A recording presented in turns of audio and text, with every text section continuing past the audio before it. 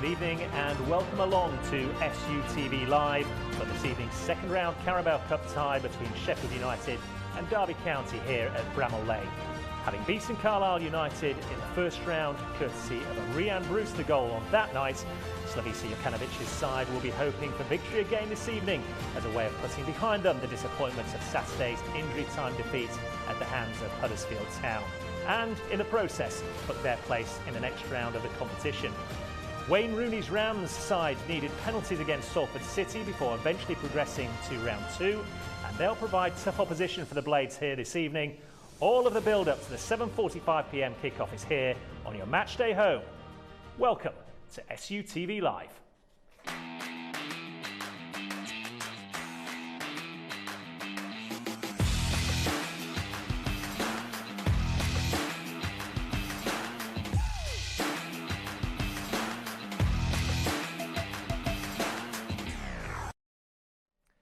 Hello, welcome and good evening to our Bramall Lane studio inside the ground. Now, due to broadcasting regulations, you won't be able to see the game itself on this platform tonight. This second round Carabao Cup tie isn't able to be viewed here, but for all the details around accessing match feeds via SUTV Live, you just need to go to sufc.co.uk.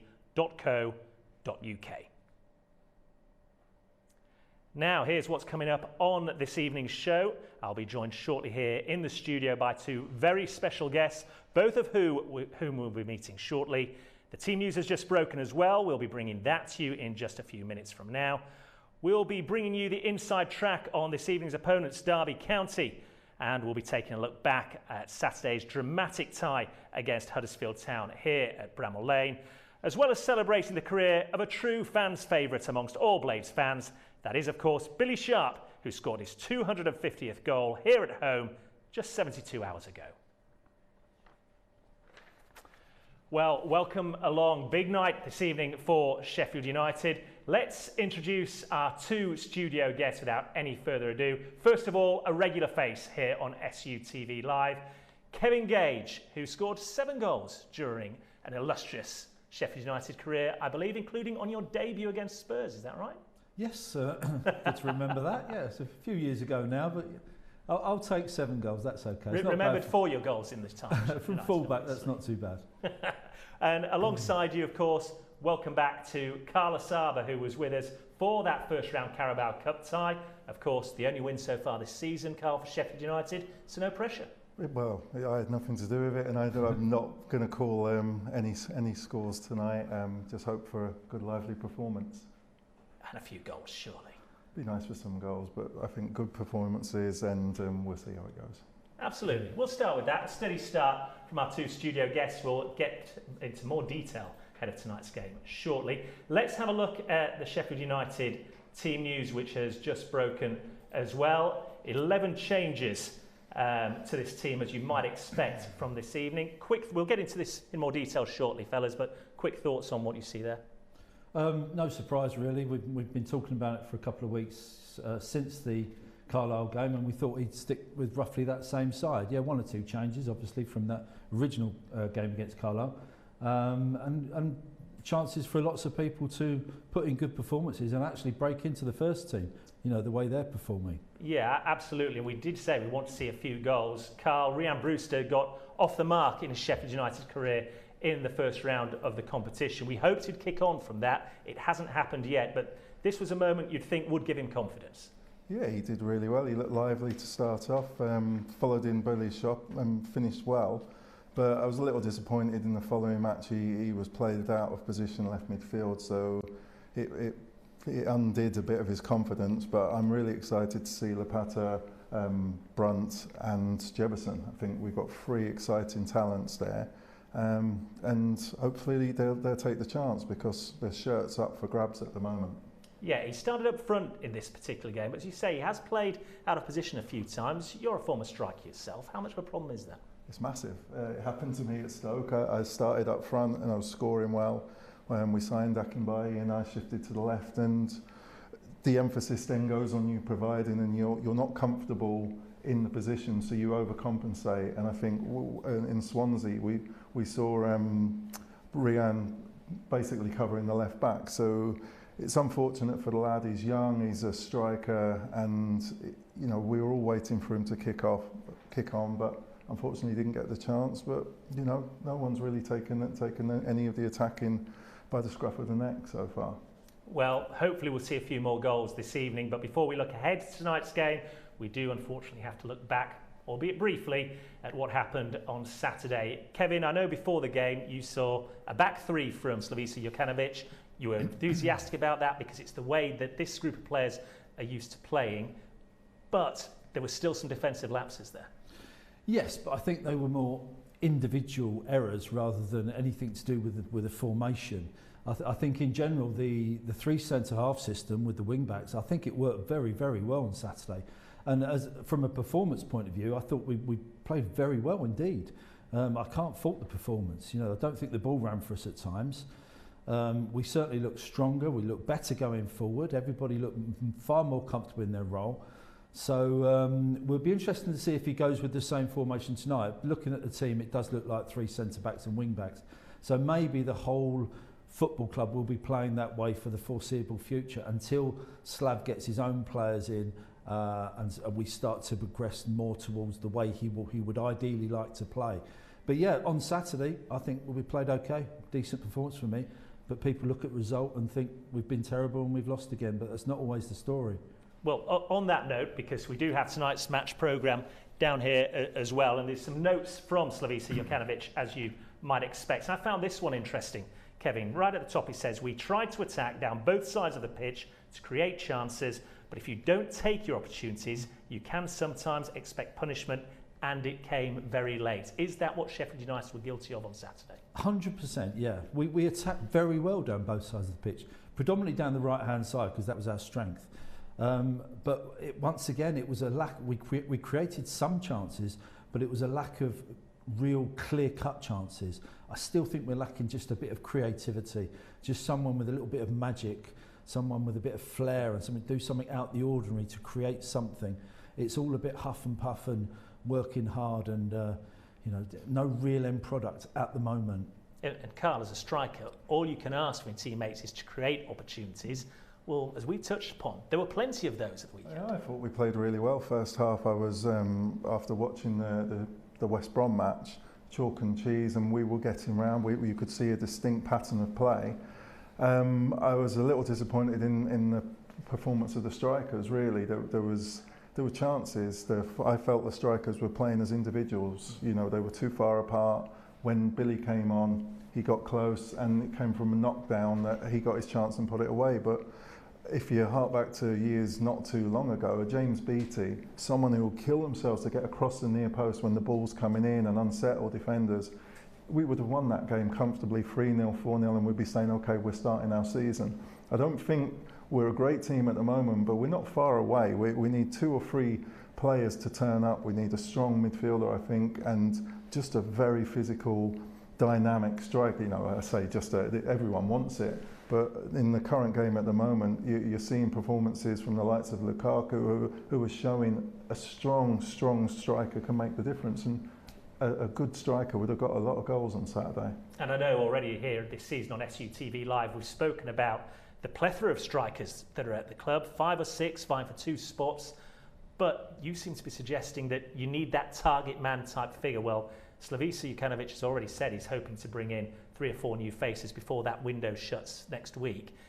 Is that what he's looking for? Yeah, well, we've got an array of strikers, but you need strikers with contrasting attributes. You know, you need a standout target man. You need someone who's got speed. You've got someone who's got great feet, you know, so you can mix and match accordingly. At the moment, we've got strikers who are a good striker. They're better than me. McBurney's got great control. He's half decent in the air. He's a half decent finisher.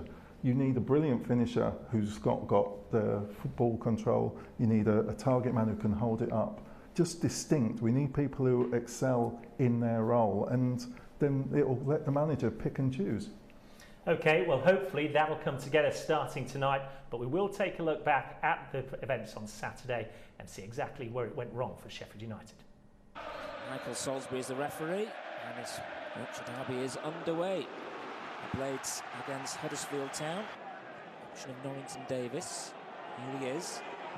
Osborn gets in the cross. Bullock gets something on it. Cross looking for McBurney. Gets something on it. Brewster was sniffing there. Bullock out the pitch once again. Berger's going alone. Gets in the cross. Brewster, I think he just shaved his forehead.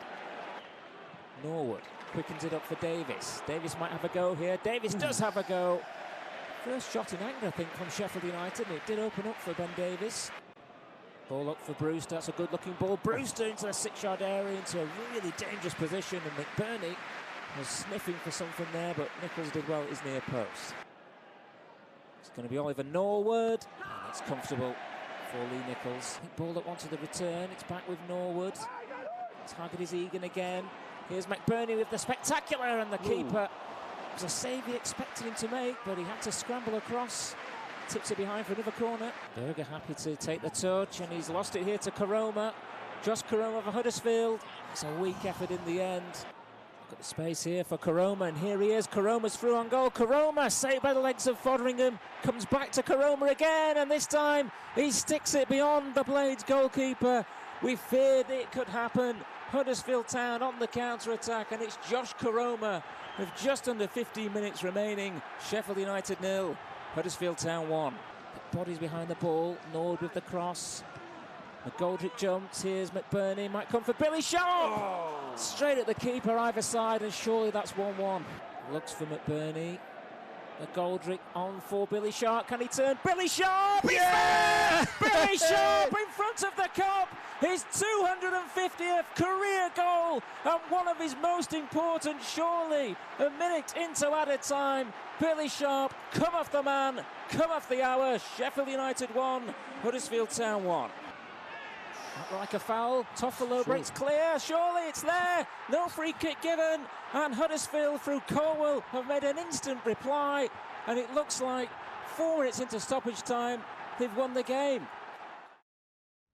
Well, talk about going through the full range of emotions there. You heard from Matt Young, our commentator. Billy Sharp's got the equaliser. You think he's salvaged a point, but there was a sting in the tail. Kevin, where do you start with that? Because you know, they say you're never more vulnerable than when you've just scored. Well, that was case in point right there. Yeah, that's a bit of a cliche. It doesn't actually work like that. But I mean, it was heartbreaking, really, from our point of view, to concede that late. And it was a catalogue of defensive errors. I haven't got time to go through all of them. But the winning goal for Huddersfield, and it came from a corner which we actually cleared. We cleared it well out the box. And it was from then that the mistakes made. Whether it was a foul or not, I think Ben Davies will agree he's got to be a bit stronger there anyway.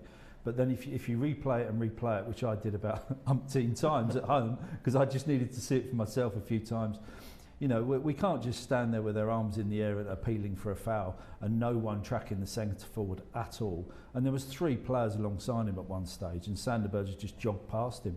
No one took responsibility to mark any players when the ball had come out the box the first time.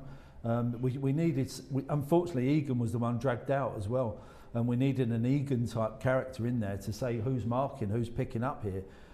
It was just, as I say, a catalogue of errors, and just at a crucial time, obviously.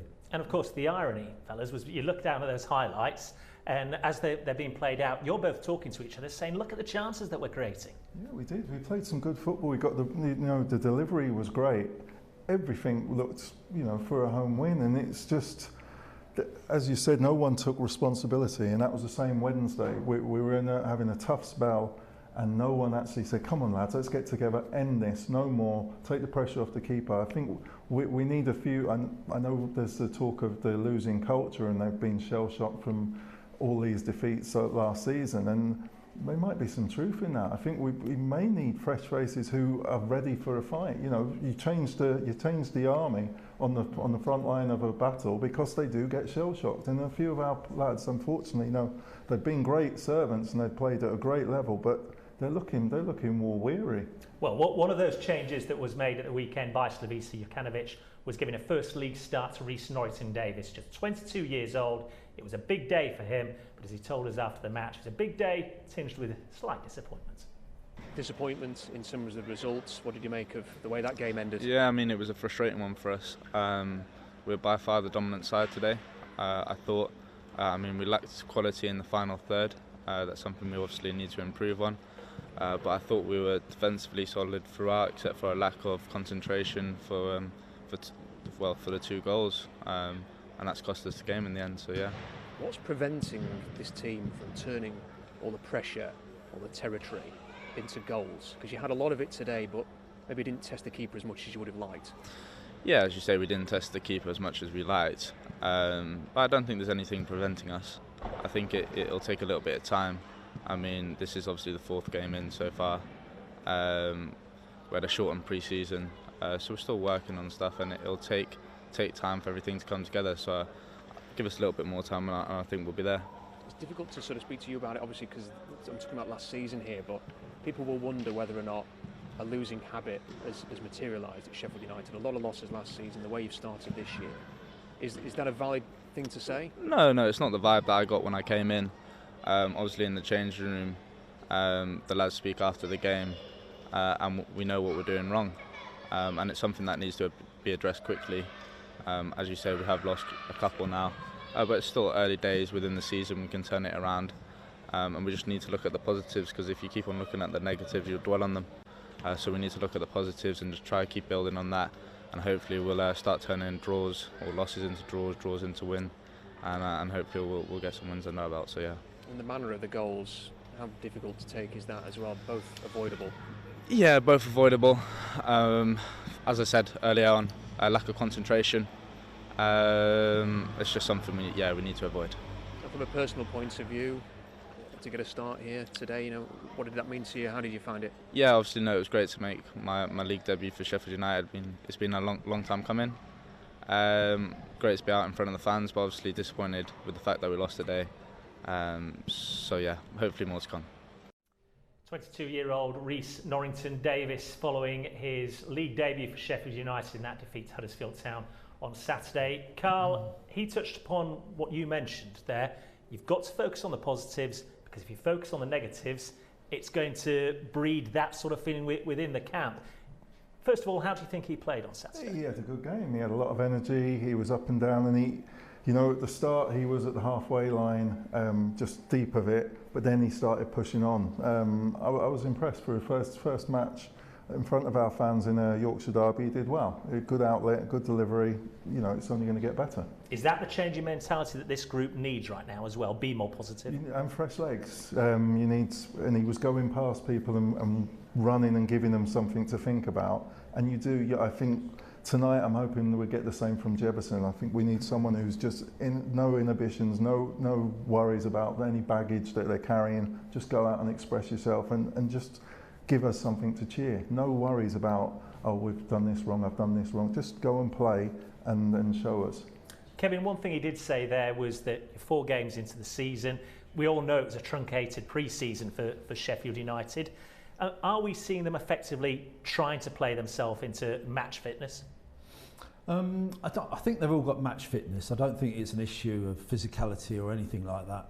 I can appreciate the fact that we didn't play as many pre-season games as we should have done. But to be honest, 4 or 5 games into the season now, we can't keep using that as an excuse.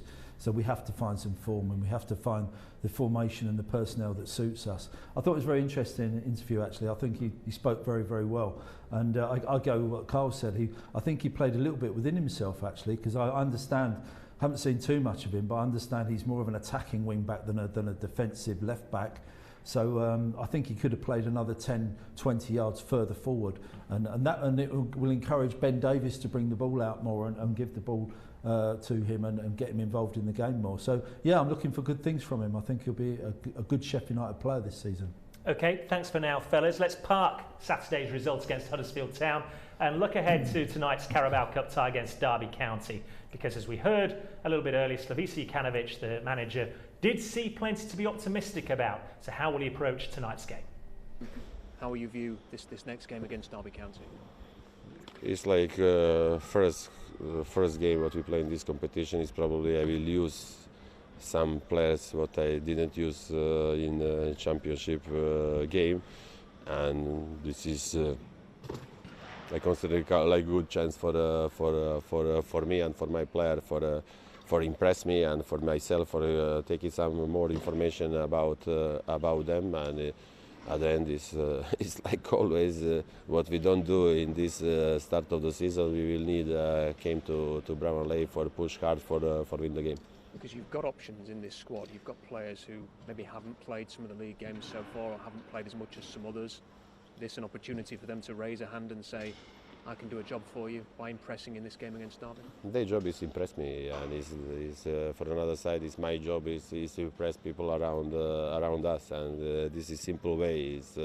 We cannot be hurt and thinking it's impossible for us. Put head up, be proud.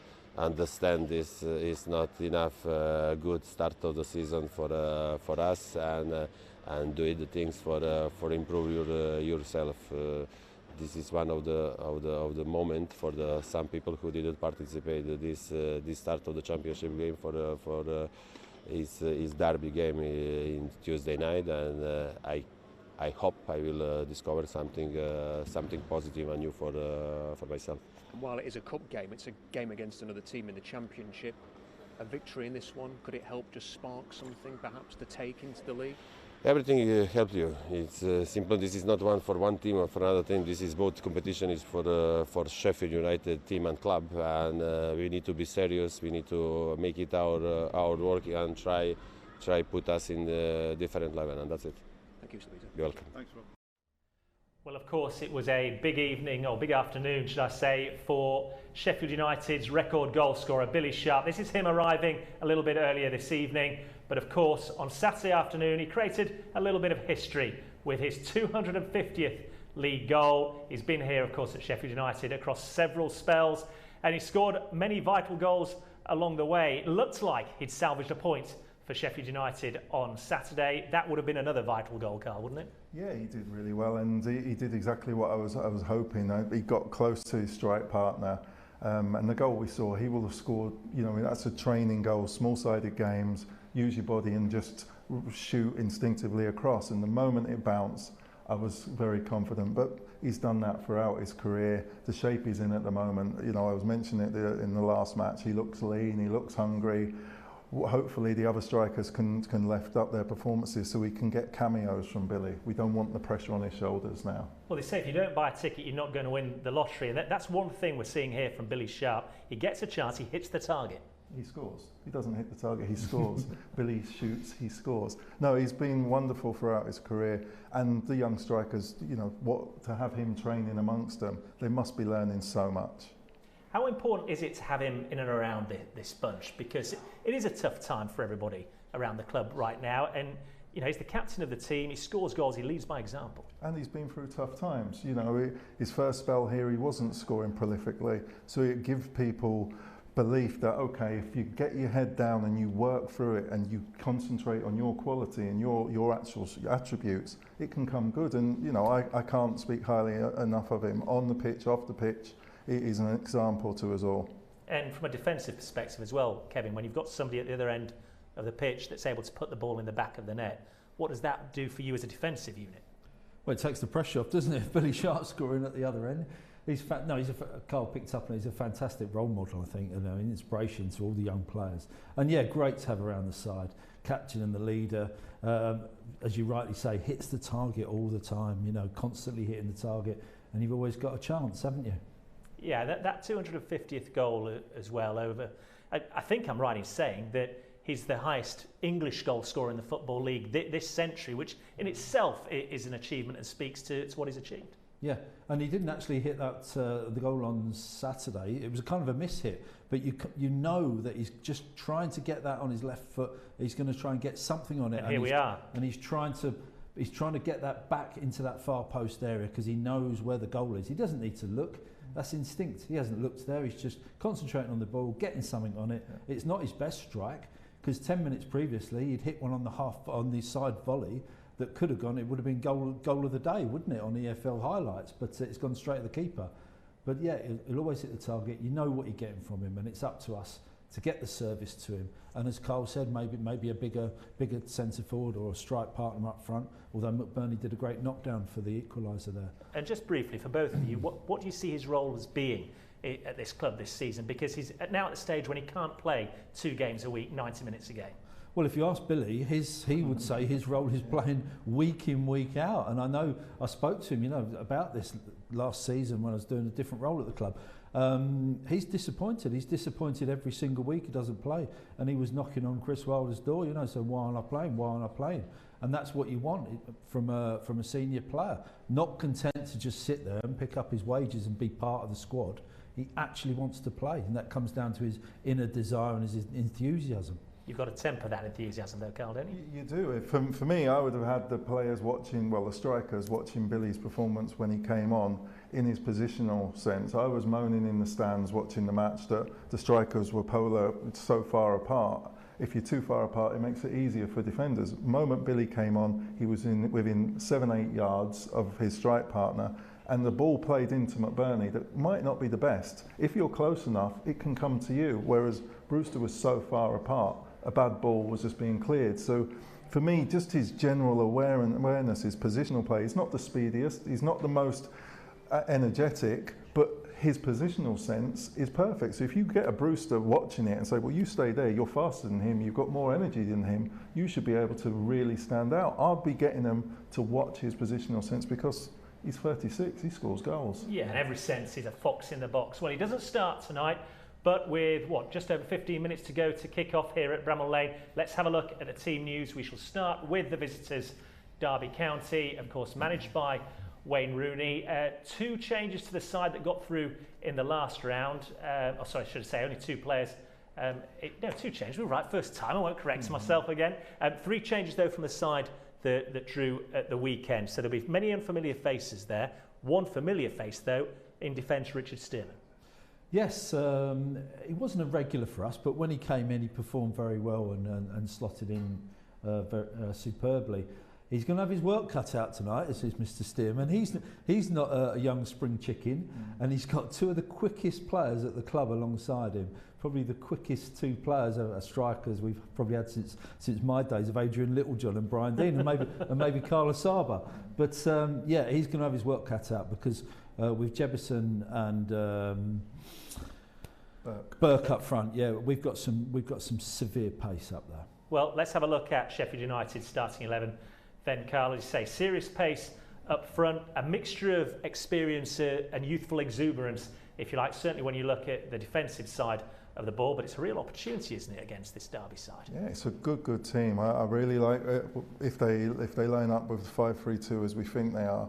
I really like Zach Brunt last match. He really performed well. He was scurrying around in the midfield, getting a lot of ball, and he was playing some really decisive balls. But Jebison's exciting. He's got a lot of pace, and Bogle as well. He'd be feeling unfortunate that he's not been playing. So this is a match with that team. They'd be looking to put a marker down and say to the manager, look, I want the shirt. Kevin, Gordon and Lapata, 2 defenders. They're 2 very young, inexperienced defenders. Do we think we go 4 at the back tonight, or do you think they drop Jack Robinson in and stick with the 3? I think it's going to be the 3 as I touched on earlier. It seemed to work for the first team on Saturday, albeit the result went the wrong way. But I think it suits the personnel. Lapata in the middle, Robinson on the left and Gordon on the right-hand side. And then we've got the wing-backs, the attacking wing-backs. I agree with Carl, this shirt's up for grabs here. I think Freeman's very, very close to starting. I think he was close to starting against Huddersfield. So I think if he has a half-decent game, I think he'll be starting at Luton. Even Zach Brunt was very impressive, wasn't he? Albeit against Carlisle in the previous round. But in that defensive midfield role, he just keeps the ball simple and he keeps it moving and he's always available. Not as spectacular as Norwood, but I think he may be more suited to that deeper role. So places up for grabs. And also McGoldrick in the kind of number 10 role, which should be perfect for him, really. Interesting to see how he performs in that specific role. Well, McGoldrick dons the captain's armband for this evening's game, but as you say, places up for grabs, no more so than Ben Osborn, recalled to the starting 11 this evening, and around 15-20 minutes ago, I caught up with him just before tonight's game. How much of an opportunity is this to stake a claim with Saturday in mind as well, to be permanently in that starting 11? Yeah, definitely. I think that's the aim for me going into this game. Obviously we want to get a good result and have a good performance, but ultimately I want to be in that team come the weekend, and hopefully I can get in the gaffer's thinking after a good game tonight. And as you say, big game tonight. I imagine it's a special game for you as well, being from Derby. I think you grew up or went to school no more than 2 miles away from Pride Park, didn't you? Yeah, I've got a few mates coming down tonight. They're still Derby fans, but I'm not sure who they'll be following tonight. But yeah, it's always been a bit special playing against Derby. But yeah, like I said, I just hope we can have a good performance. And as always, in the early stages of a cup competition, there are different sides. The managers ring the changes. So do you guys know exactly what to expect from Derby County this evening? I think Sharpie's been, pushing Jags for a bit of info, and I think he's got a little bit out of him. Whether it's true or not, we don't know. But, we expect a few changes from them. They've got a big game against Forest at the weekend. So not sure what to expect, but we think we kind of know what to expect in how they play. So we've prepared as well as we can. And what would it mean to everybody in the Blades camp to get a result here tonight? I think it'll be good for, again, the morale, good for the young lads that are coming back into the team.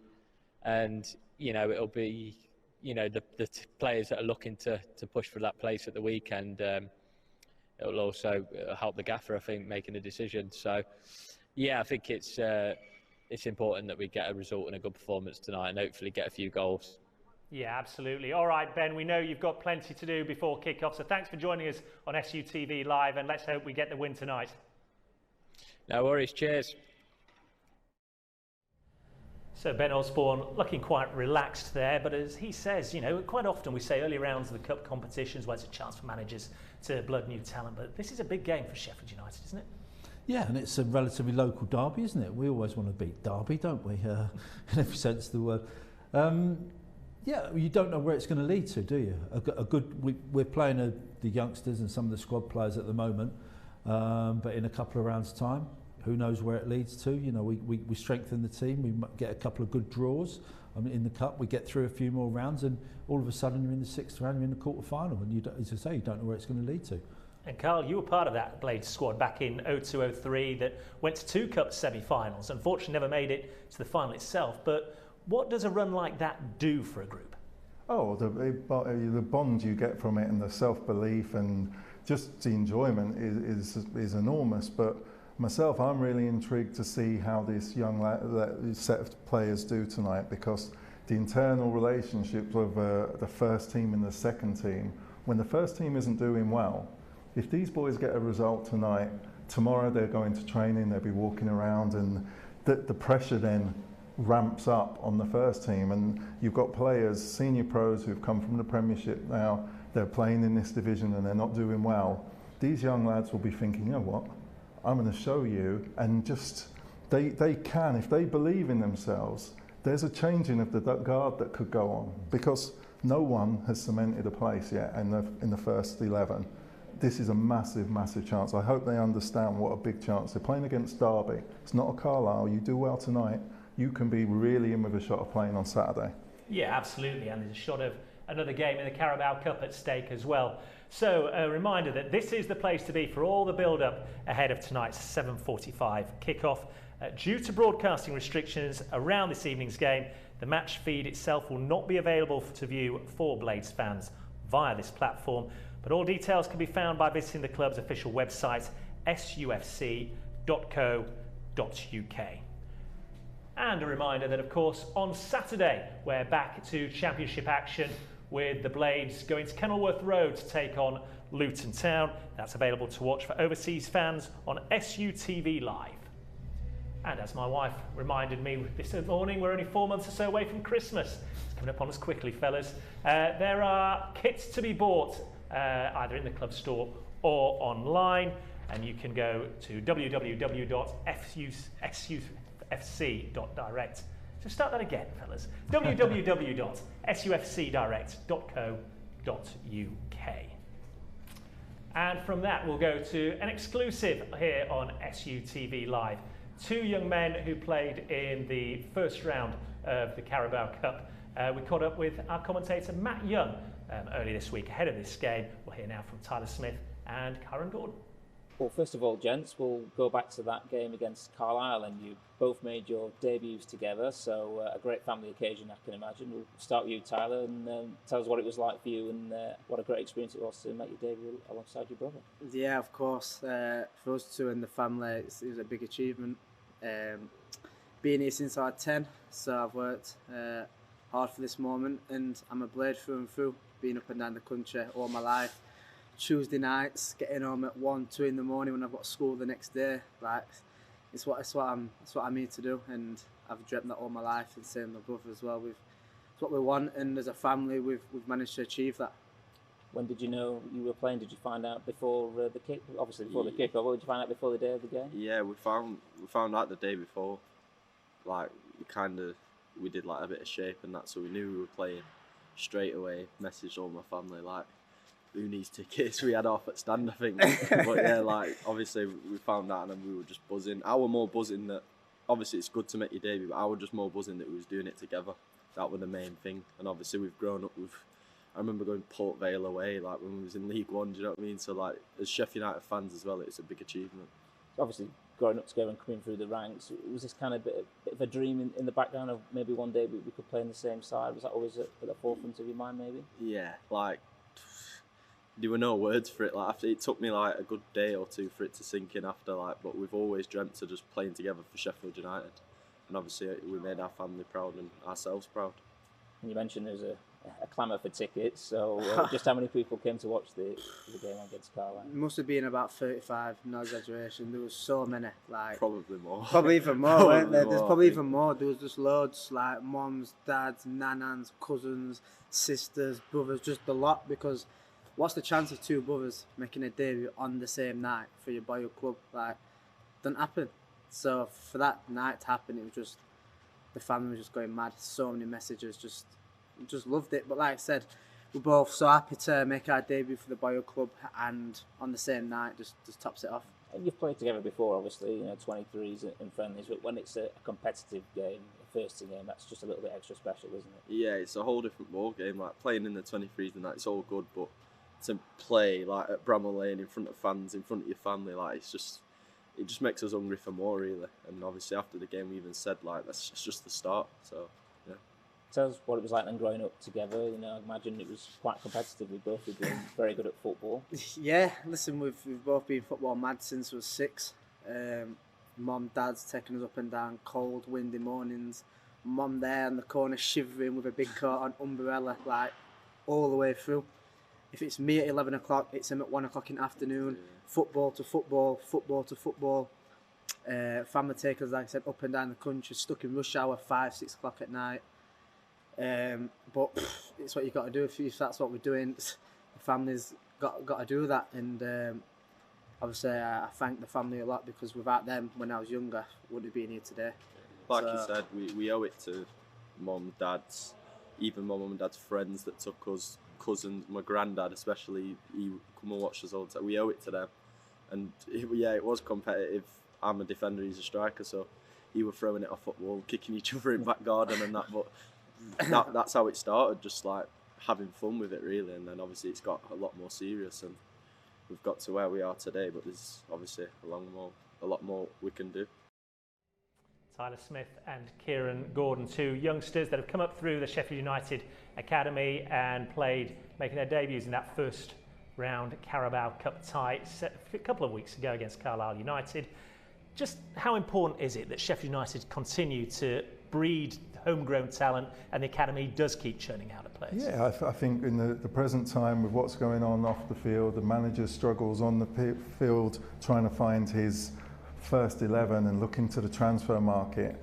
Tonight, if one of the young lads gives us a star performance, if Jefferson gets 2 goals, gives us something to cheer on and to think, okay, we don't have to look outside. We've got something to look forward to. We're in transition at the moment. The in-house players now, we should look at them. Don't be signing 35 and 36-year-old people who, will last us 3 months. Look longer term. We've got great infrastructure, great coaches. Believe in them. The last couple of performances, we didn't even show much more than energy. So the young lads, they deserve a chance, and I really hope someone grabs this game by the scruff of the neck and says to the manager, look, I'm here now. I may be young, but I'm good enough, and if you're good enough, you're old enough. So it's a massive chance tonight. And the manager has options, doesn't he? Because you look down on the bench tonight and you've got Billy Sharp, Chris Basham, John Fleck, Rhian Brewster. So if it's not going according to plan, he can make changes. But as you say, for these 11 players starting tonight behind us, given the way this season started, opportunities don't come much better than this. No, and I don't want to predict the score or anything because I've been terrible so far. But our team, I'm really excited about our team. We've got great energy, we've got great talent, you know, and I think Didsy playing in the hole, if we're pushing him back and he gets time, he's as good as anyone to shoot from the edge of the box. You know, we've got a good chance tonight. I hope they take it and we start our season, because we've been up and down. We didn't play too bad against Birmingham. Things have gone downhill since. This is it now. Look, let's draw a line under it. We set our standards and we can go forward, because Saturday's a tough game. Good performance here. 2 or 3 of the players could get into the team. You know, Freeman especially, he's been unlucky. You've got your chance now. And as everybody says, the championship is the #1 priority this season, but a good cup run, as you well know from your days here, can make a world of difference. Make a world of difference when we could uncover stars. It could be huge. It could save us paying £1 million in the transfer market, could turn one of our young players into a £10 million player overnight, well, over a little run.